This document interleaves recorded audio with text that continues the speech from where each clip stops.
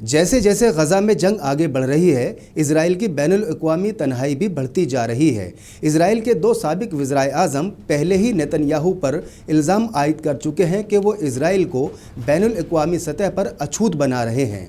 बैनुल-अक़वामी फ़ौजदारी अदालत की तरफ से जारी करदा वारंट की वजह से नेतन्याहू गिरफ्तारी के ख़तरे के बगैर जिन ममालिक का सफ़र कर सकते हैं, उनकी तादाद ड्रामाई तौर पर कम होती जा रही है।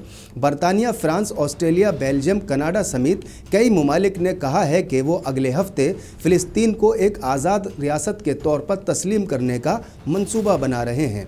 मौसम गर्मा के दौरान गजा से फाका कशी की तस्वीर सामने आईं और इजरायली फ़ौज की गजा शहर पर हमले और मुमकिन तौर पर इसे तबाह करने की तैयारी के बाद ज़्यादा से ज़्यादा यूरोपीय हुकूमतें इन तरीक़ों से अपनी नाराज़गी का इजहार कर रही हैं।